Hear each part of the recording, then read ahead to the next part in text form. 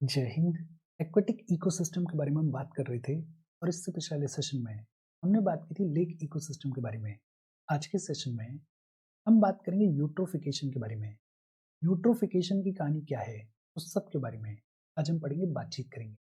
इसी यूट्रोफिकेशन के अंदर हम बात करेंगे हार्मफुल एल्गल ब्लूम के बारे में और पढ़ेंगे अदर रिलेटेड थिंग्स के बारे में। इन सभी चीज़ों के बारे में आज हम पढ़ेंगे, बातचीत करेंगे। देखो, शुरू करते हैं। सबसे पहले तो बेसिक सवाल, ये जो टर्म है यूट्रोफिकेशन, ये टर्म यूट्रोफिकेशन आया कहाँ से? एक ग्रीक वर्ड है यूट्रोफिया, और यूट्रोफिया का लिटरल मीनिंग होता है एडिक्वेट या फिर हेल्दी न्यूट्रिशन। ये जो ग्रीक वर्ड है यूट्रोफिया, इसी से अल्टीमेटली टर्म आया यूट्रोफिकेशन। यूट्रोफिकेशन का मतलब क्या होता है? यूट्रोफिकेशन बेसिकली एक नेचुरल प्रोसेस है, एक ऐसी नेचुरल प्रोसेस जिसके अंदर लेक्स जो हैं वो over the period of time nutrients को रिसीव करती हैं और सेडिमेंट्स को रिसीव करती हैं, और अल्टीमेटली ये जो लेक्स हैं ये न्यूट्रिएंट्स में एनरिच हो जाती हैं।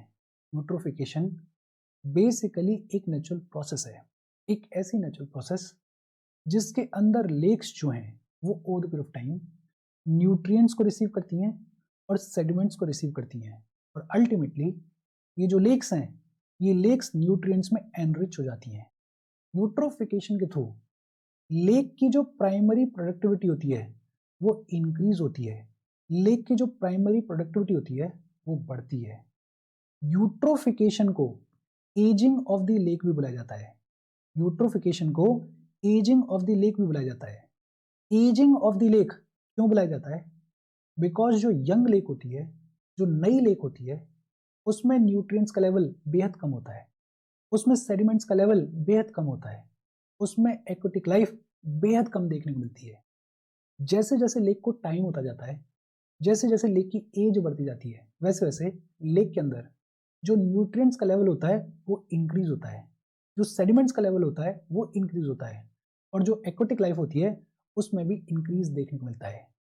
तो ये जो यूट्रोफिकेशन है इसको एजिंग ऑफ द लेक भी बुलाया जाता है, और हम बात कर ही रहे हैं। यूट्रोफिकेशन का मतलब क्या है?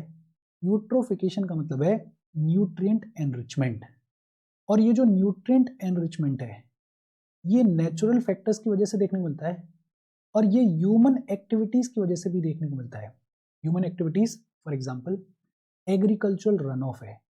ये जो एग्रीकल्चरल रन ऑफ होता है इसमें खूब सारा फॉस्फेट देखने को मिलता है, इसमें खूब सारे नाइट्रेट फर्टिलाइजर्स देखने को मिलते हैं।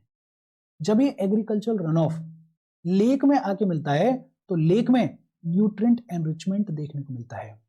इसके अलावा ग्रीन एल्गी, ग्रीन एल्गी जो है वो यूट्रोफिकेशन का विजिबल इंडिकेटर है। अगर किसी लेक में ग्रीन एल्गी का प्रेजेंस देखने को मिल रहा है तो इसका मतलब क्या है कि वो जो लेक है उसमें यूट्रोफिकेशन हो रहा है। और अगर एल्गी जो है वो रैपिडली इंक्रीज हो रहा है तो उसको क्या बुलाया जाता है? उसको एल्गल ब्लूम बुलाया जाता है। एल्गल ब्लूम बुलाया जाता है या फिर ग्रीन मेनेंस बुलाया जाता है। अगर एल्गी जो है वो रैपिडली इंक्रीज हो रहा है, अगर एल्गी जो है वो रैपिडली ग्रो कर रहा है तो उसको क्या बुलाया जाता है? उसको एल्गल ब्लूम बुलाया जाता है या फिर उसको ग्रीन मेनेंस बुलाया जाता है। इजी और सिंपल सी बात है। एक तो हमने क्या देखा कि ये जो टर्म है यूट्रोफिकेशन, ये टर्म आया कहां से? एक ग्रीक वर्ड है यूट्रोफिया, और यूट्रोफिया का लिटरल मीनिंग क्या होता है? एडिक्वेट या फिर हेल्दी न्यूट्रिशन। ये जो ग्रीक वर्ड है यूट्रोफिया, इसी से अल्टीमेटली टर्म आया यूट्रोफिकेशन। और यूट्रोफिकेशन होता क्या है? यूट्रोफिकेशन बेसिकली एक नेचुरल प्रोसेस है, ऐसी नेचुरल प्रोसेस जिसके अंदर लेक्स जो हैं वो over the period of time nutrients को रिसीव करती हैं और सेडिमेंट्स को रिसीव करती हैं, और अल्टीमेटली ये जो लेक्स हैं ये न्यूट्रिएंट्स में एनरिच हो जाती हैं। ये जो यूट्रोफिकेशन है इसके थ्रू लेक की जो प्राइमरी प्रोडक्टिविटी है वो इंक्रीज होती है। ये जो यूट्रोफिकेशन है इसको एजिंग ऑफ द लेक भी बुलाया जाता है। अच्छा, यूट्रोफिकेशन का मतलब क्या होता है? सिंपल शब्दों में अगर कहें तो ये जो न्यूट्रिएंट एनरिचमेंट देखने को मिलता है इसी को क्या बुलाया जाता है? इसी को यूट्रोफिकेशन बुलाया जाता है। ये जो यूट्रोफिकेशन है इसके कई सारे हार्मफुल इंपैक्ट्स भी देखने को मिलते हैं। फॉर एग्जाम्पल ऑक्सीजन डिप्लीशन देखने को मिलता है। ऑक्सीजन डिप्लीशन किस तरीके से देखने को मिलता है? देखो, ये जो एल्गी है ये रैपिडली ग्रो करेगा, ये जो एल्गी है ये रैपिडली इंक्रीज होगा, और इसको क्या बुलाया जाता है? इसको एल्गल ब्लूम बुलाया जाता है। फिर एक पॉइंट ऑफ टाइम ऐसा आएगा कि ये जो एल्गी है इसकी डेथ होने की शुरुआत हो जाएगी। जब ये एल्गी डाई करेगा तो डीकम्पोजिशन होगा, और डीकम्पोजिशन की प्रोसेस के दौरान ऑक्सीजन जो है वो कंज्यूम होगी। ये जो एल्गी है जब इसकी डेथ होगी तो जो बैक्टीरिया है वो इस डेड एल्गी को ब्रेक डाउन करेगा, डीकम्पोजिशन देखने को मिलेगा। और जब डीकम्पोजिशन होगा तो जो ऑक्सीजन है वो कंज्यूम की जाएगी, और जब ऑक्सीजन कंज्यूम की जाएगी तो एक पॉइंट ऑफ टाइम ऐसा आएगा कि वो जो लेक है उसमें ऑक्सीजन की कमी देखने को मिलेगी। ये जो ऑक्सीजन की कमी देखने को मिलती है इसको क्या बुलाया जाता है? इसको हाइपोक्सिया बुलाया जाता है। When the oxygen levels in the water decrease significantly, then it is known as hypoxia. और ये जो हाइपोक्सिक या एनॉक्सिक एनवायरनमेंट होता है, या फिर ये कहें ये जो ऑक्सीजन डिप्लीटेड एनवायरनमेंट होता है, या फिर ये कहें कि ये जो ऑक्सीजन की कमी वाला एनवायरनमेंट होता है, ये एक्वेटिक लाइफ को सीवियरली इंपैक्ट करता है। अल्टीमेटली इकोसिस्टम का कोलैप्स देखने को मिलता है। ऑक्सीजन की कमी हो गई, ऑक्सीजन डिप्लीटेड एनवायरनमेंट क्रिएट हो गया, तो अल्टीमेटली क्या होगा? जो एक्वेटिक लाइफ है उसको नुकसान देखने को मिलेगा, जो एक्वेटिक लाइफ है उसकी डेथ देखने को मिलेगी।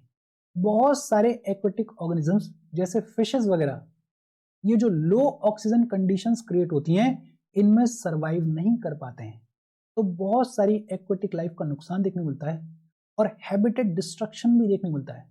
पूरा का पूरा इकोसिस्टम जो है वो डिसरप्ट हो जाता है, पूरा का पूरा इकोसिस्टम जो है वो कोलैप्स हो जाता है, और इसकी वजह से अल्टीमेटली बायोडाइवर्सिटी में भी डिक्लाइन देखने को मिलता है।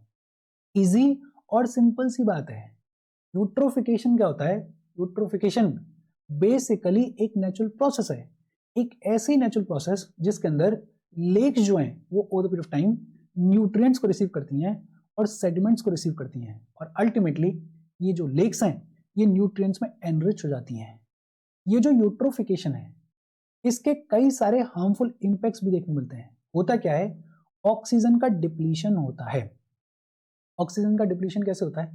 पहले जब न्यूट्रिएंट्स इंक्रीज हो रहे होते हैं तो एल्गी ग्रो करने लगता है, और फिर एक पॉइंट ऑफ टाइम पे एल्गल ब्लूम देखने को मिलता है, और फिर एक पॉइंट ऑफ टाइम पे ये जो एल्गी है इसकी डेथ होने लग जाती है। जब ये एल्गी डाई करता है तो डीकम्पोजिशन देखने को मिलता है, और ये जो डीकम्पोजिशन की प्रोसेस है इसमें ऑक्सीजन कंज्यूम होती है। अल्टीमेटली एक सिचुएशन ऐसी आती है कि ऑक्सीजन जो है वो बेहद कम हो जाती है इस लेक के अंदर, इस वाटर बॉडी के अंदर। ये जो सिचुएशन है इसको क्या बुलाया जाता है? इसको हाइपोक्सिया बुलाया जाता है। ये जो हाइपोक्सिक एनवायरनमेंट है, या फिर ये जो एनॉक्सिक एनवायरनमेंट है, या फिर ये जो ऑक्सीजन डिप्लीटेड एनवायरनमेंट है, इसमें बहुत सारे एक्वेटिक ऑर्गेनिजम्स जो हैं वो सरवाइव नहीं कर पाते हैं। एक्वेटिक लाइफ को नुकसान देखने को मिलता है, एक्वेटिक लाइफ जो है उसकी डेथ देखने को मिलती है, और अल्टीमेटली हैबिटेट का डिस्ट्रक्शन देखने को मिलता है। पूरा का पूरा इकोसिस्टम जो है वो कोलैप्स हो जाता है, वो डिसरप्ट हो जाता है। इजी और सिंपल सी बात है। होपफुली यहाँ तक चीजें आपको समझ में आई होंगी। हम आगे बढ़ें उससे पहले वीडियो पे लाइक के बटन को दबा दो। लाइक दबाना जरूरी है बिकॉज यूट्यूब ऐसे ही फंक्शन करता है। जब आप वीडियो पे लाइक के बटन को दबाते हो तो यूट्यूब वीडियो को कंसिडर करता है और थोड़ा सा पुश कर देता है। तो लाइक का बटन दबा दो, शेयर कर दो अपने सोशल मीडिया हैंडल्स पे, व्हाट्सएप वगैरह पे अपने फ्रेंड्स को। जो भी लोग इसमें इंटरेस्टेड हैं, इससे रिलेटेड पढ़ाई कर रहे हैं, उनको शेयर कर दो। अगर चैनल को सब्सक्राइब नहीं किया है तो फॉर श्योर चैनल को सब्सक्राइब कर लो। और अगर आप केपेबल हो, हेल्प करना चाहते हो, तो आप हमें हेल्प कर सकते हो by clicking on the join button, या फिर आप कंट्रीब्यूट भी कर सकते हो QR कोड को स्कैन करके। अच्छा, अब सवाल आता है कि ये जो यूट्रोफिकेशन होता है इसके कितने टाइप्स होते हैं? यूट्रोफिकेशन के प्राइमरीली दो टाइप्स देखने को मिलते हैं। एक देखने को मिलता है cultural eutrophication, very simple. Human activities की वजह से अगर यूट्रोफिकेशन देखने को मिल रहा है तो उसको क्या बुलाया जाता है? उसको कल्चरल यूट्रोफिकेशन बुलाया जाता है। ह्यूमन एक्टिविटीज जैसे एग्रीकल्चरल रन ऑफ है, जैसे इंडस्ट्रियल वेस्ट है, जैसे सीवेज है, जैसे डिटर्जेंट्स वगैरह हैं, जब ये लेक वाटर में जाके मिलते हैं तो लेक वाटर में यूट्रोफिकेशन देखने को मिलता है, और इसको क्या बुलाया जाता है? इसको कल्चरल यूट्रोफिकेशन बुलाया जाता है। और दूसरा होता है नेचुरल यूट्रोफिकेशन। जब यूट्रोफिकेशन जो है वो नेचुरल फैक्टर्स की वजह से देखने को मिले, जैसे एल्गी की ग्रोथ की वजह से देखने को मिले, या एक्वेटिक प्लांट्स और एनिमल स्पीशीज की वजह से देखने को मिले, तो उसको क्या बुलाया जाता है? उसको नेचुरल यूट्रोफिकेशन बुलाया जाता है। कल्चरल यूट्रोफिकेशन का मतलब क्या है? जब ह्यूमन एक्टिविटीज की वजह से यूट्रोफिकेशन देखने को मिले तो उसको कल्चरल यूट्रोफिकेशन बुलाया जाता है। और नेचुरल यूट्रोफिकेशन का मतलब क्या है? जब नेचुरल फैक्टर्स की वजह से यूट्रोफिकेशन देखने को मिले तो उसको नेचुरल यूट्रोफिकेशन बुलाया जाता है। ये जो यूट्रोफिकेशन होता है इसके इफेक्ट्स क्या होते हैं? देखो, इकोसिस्टम में चेंजेस देखने को मिलते हैं। इनफैक्ट अल्टीमेटली ये जो इकोसिस्टम है ये डिसरप्ट हो जाता है, इसके कोलैप्स होने की कंडीशन आ जाती है, टॉक्सिसिटी देखने को मिलती है, लॉस ऑफ बायोडाइवर्सिटी देखने को मिलती है, इन्वेजन ऑफ न्यू स्पीशीज देखने को मिलता है। अब देखो, यूट्रोफिकेशन हो रहा है, न्यूट्रिएंट्स का जो लेवल है वो इंक्रीज हो रहा है, जो पुरानी स्पीशीज हैं वो नेगेटिवली इंपैक्ट हो रही हैं, लेकिन कुछ नई स्पीशीज जो कि इन कंडीशंस से एडेप्ट होती हैं, जो कि इन कंडीशंस में सर्वाइव कर सकती हैं, उनका इन्वेजन देखने को मिलता है, क्लाइमेट चेंज देखने को मिलता है, और अल्टीमेटली इसका नेगेटिव इंपैक्ट ह्यूमन हेल्थ के ऊपर भी देखने को मिलता है।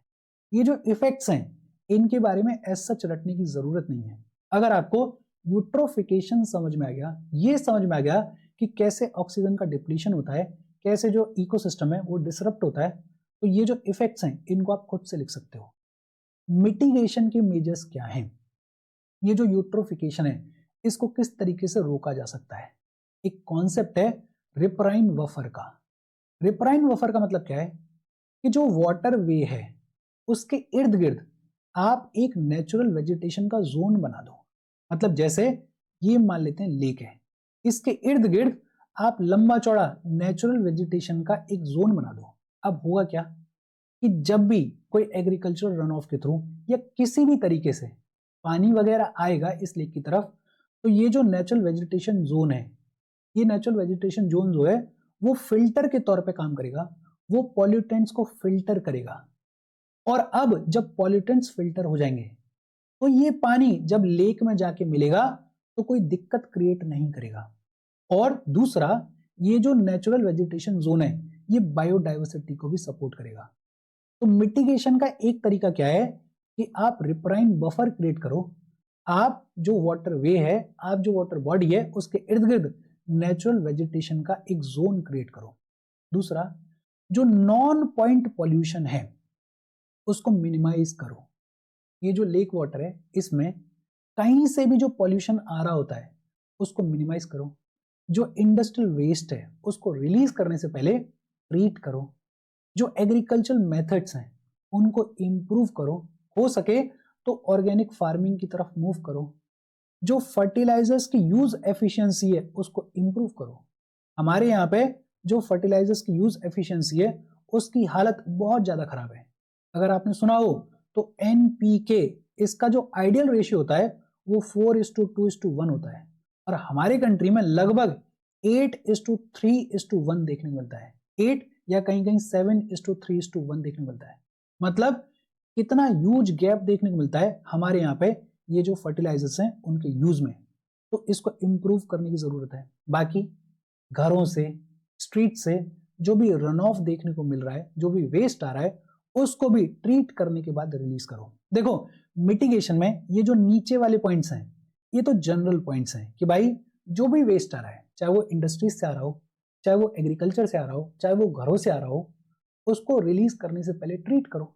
बाकी एग्रीकल्चर के जो मॉडर्न मेथड्स हैं उनको यूज करो, ऑर्गेनिक फार्मिंग की तरफ यूज मूव करो, फर्टिलाइजर्स की जो यूज एफिशिएंसी है उसको इंप्रूव करो।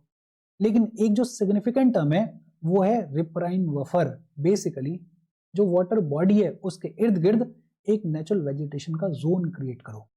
एक टर्म और सुना होगा आपने, नाइट्रोजन टेस्टिंग। नाइट्रोजन टेस्टिंग का मतलब क्या होता है?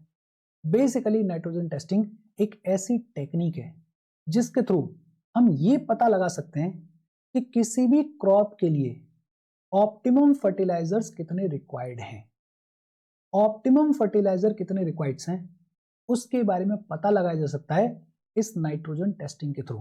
और होगा क्या कि ये जो गैप देखने को मिल रहा है, ये जो गैप है ये सिग्निफिकेंटली कम हो जाएगा और हम उतने ही फर्टिलाइजर्स को यूज करेंगे जितना किसी क्रॉप के लिए जरूरी है।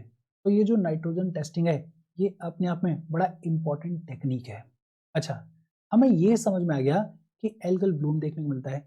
हमें ये भी समझ में आ गया कि ये जो एल्गल ब्लूम है इसकी वजह से अल्टीमेटली किस तरीके से ऑक्सीजन डिप्लीशन देखने को मिलता है और किस तरीके से अल्टीमेटली ये जो इकोसिस्टम है ये इकोसिस्टम कोलैप्स होता है। ये जो हार्मफुल एल्गल ब्लूम है इसकी कहानी क्या है उसको देख लेते हैं। देखो, एल्गल ब्लूम जो है जैसे ही एल्गी में रैपिड इंक्रीज देखने को मिलता है तो उसको हम क्या बोलते हैं, उसको हम एल्गल ब्लूम बोलते हैं। और ये जो एल्गल ब्लूम है इसकी वजह से जो वाटर का कलर है वो चेंज हो जाता है।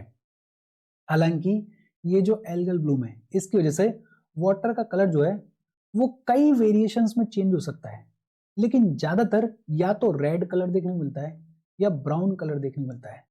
और इसको क्या बुलाया जाता है, इसको रेड टाइड या फिर ब्राउन टाइड बुलाया जाता है। एल्गल ब्लूम की वजह से वाटर का कलर जो है वो चेंज हो जाता है। आमतौर पे या तो रेड कलर देखने को मिलता है या ब्राउन कलर देखने को मिलता है। और इसको क्या बुलाया जाता है, इसको रेड टाइड बुलाया जाता है या फिर ब्राउन टाइड बुलाया जाता है। ये जो एल्गल ब्लूम है इसके साथ में बहुत सारे एनवायरमेंटल हजार्ड्स देखने को मिलते हैं, जैसे टॉक्सिन प्रोडक्शन देखने को मिलता है। जो पॉइजनस सब्सटेंसेस होते हैं उनका प्रोडक्शन देखने को मिलता है। और ये जो पॉइजनस सब्सटेंसेस होते हैं ये फूड चेन में एक्यूमुलेट हो जाते हैं। और जब ये फूड चेन में एक्यूमुलेट हो जाते हैं तो ये एक्वेटिक लाइफ को नुकसान पहुंचाते हैं और ह्यूमन लाइफ को भी नुकसान पहुंचाते हैं। तो एक तो ये जो एल्गल ब्लूम्स हैं इनकी वजह से एनवायरमेंटल हैजार्ड के तौर पे टॉक्सिन प्रोडक्शन देखने को मिलता है।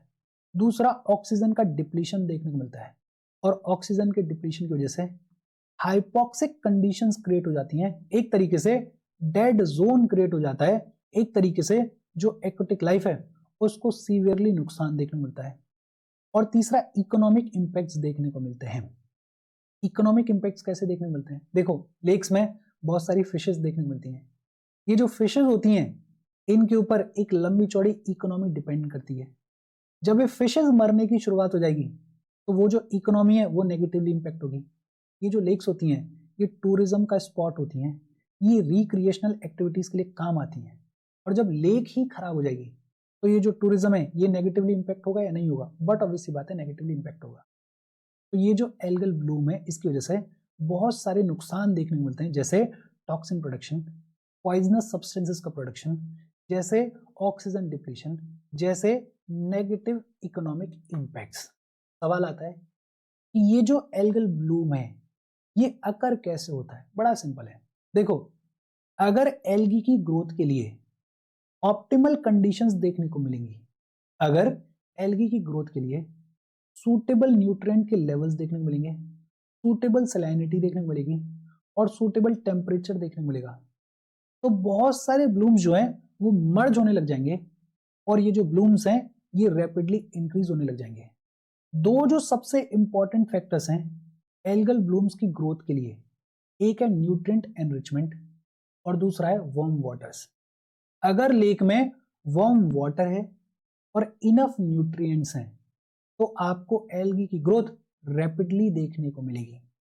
और ये जो न्यूट्रिएंट्स हैं ये नेचुरली तो एनरिच होते ही हैं, लेकिन बड़ा प्रॉब्लम कब क्रिएट होता है, जब ह्यूमन एक्टिविटीज की वजह से ये जो न्यूट्रिएंट्स हैं वो एकदम से वो रैपिडली इंक्रीज हो जाते हैं। जैसे एग्रीकल्चरल रन ऑफ है।